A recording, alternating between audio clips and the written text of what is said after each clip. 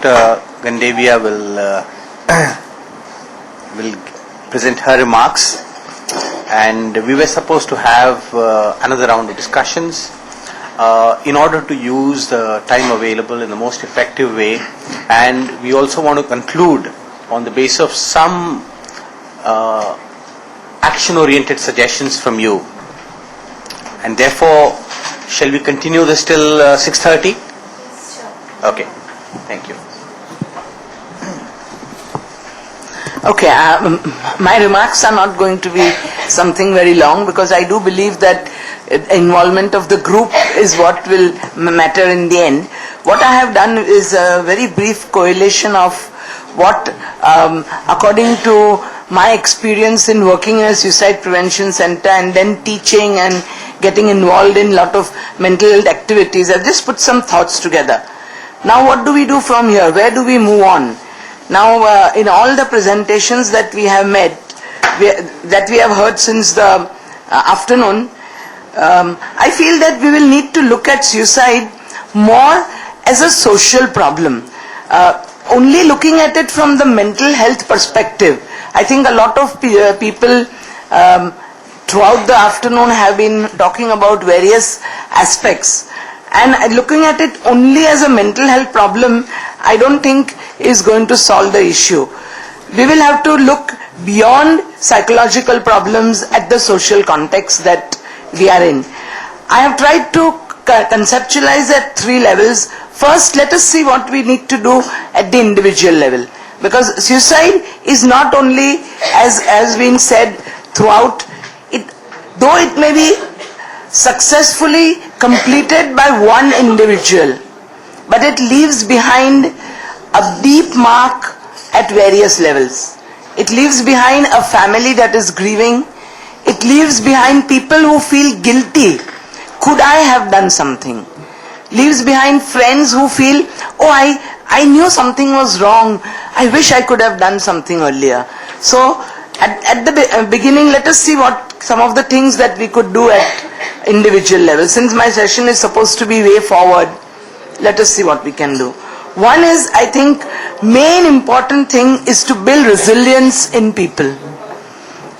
If people learn to be strong enough, if people learn coping mechanisms, I have heard many people saying here, and I liked what Dr. Vandana Lulla said, that we have to make our people strong enough. I do remember, of course my school didn't have canes and punishing teachers, but I do remember my teachers being quite firm, quite strong.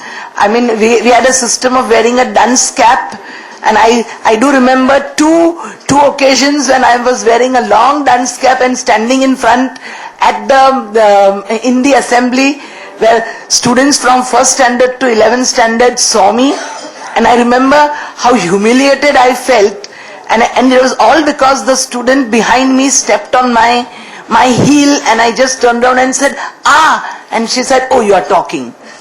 No amount of explanations ever helped, and I know how humiliated I was. So even in future, whenever my student behind me stepped on my heels, I said, ah, very quietly and not very loudly. So it isn't that the students, today the students are facing something more severe than what we faced. But what we need to do is help them to be a little more resilient. And I know that I have been involved in imparting sessions to students and to teachers, teaching teachers how to help our students to be resilient. What are some of the ways in which, and I think, and what the point that I gathered from Art of Living is, it's all in the mind.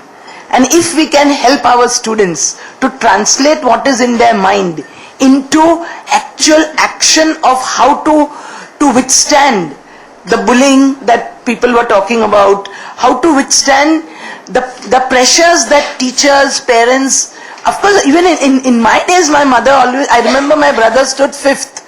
And the first question, my brother came home very happy, oh, this time I am 5th. So my mother said, who is earlier than you, the 4th? I remember my brother said, we are 25 students in the class. Why don't you ask me who are the other students behind me?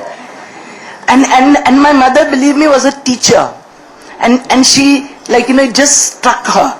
That instead of asking how many are ahead of you, asking my brother how many are behind you. So I think that is something that we need to help our students to see. The secondly, I think at individual level, helping them, linking them up with some support services. A lot of our children that we work with come from single parent families. We remember as children we grew up, a lot of us grew up with a lot of support in our own families.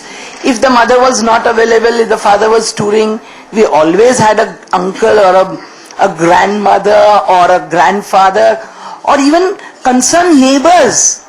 So helping to link up children, if we realize that our children don't have any support at home, maybe we find them buddies, maybe we find them other school friends.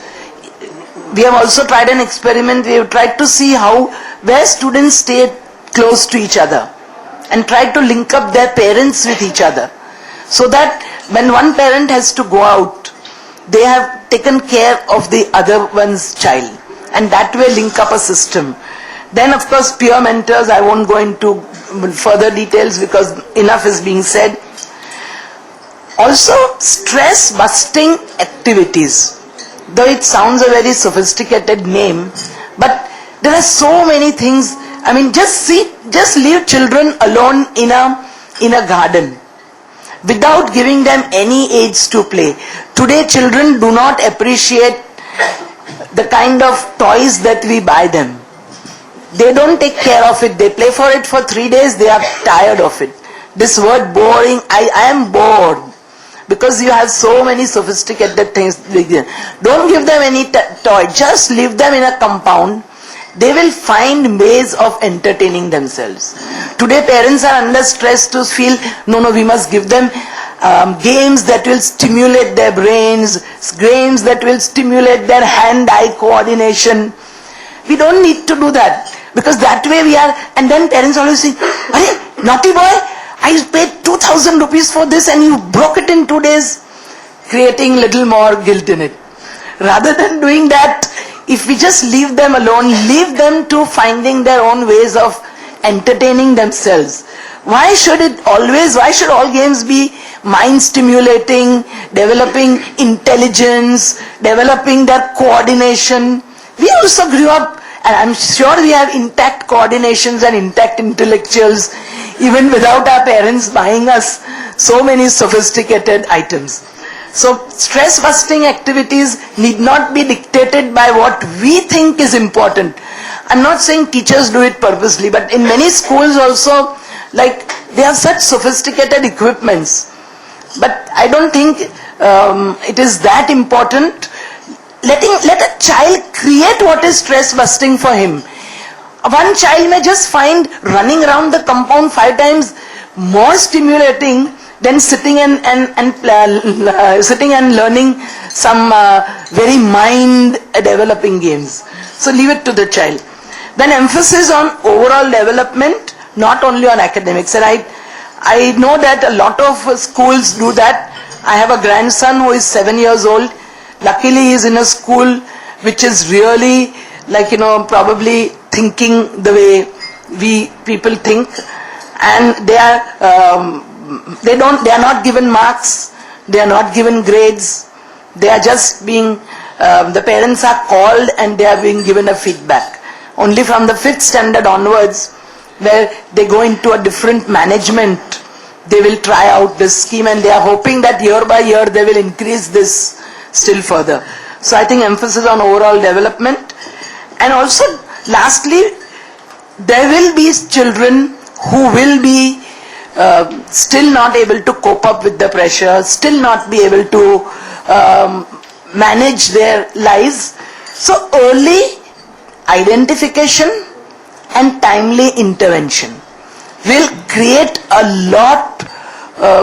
very good situation where we may not push the child into contemplating ending his or her lives.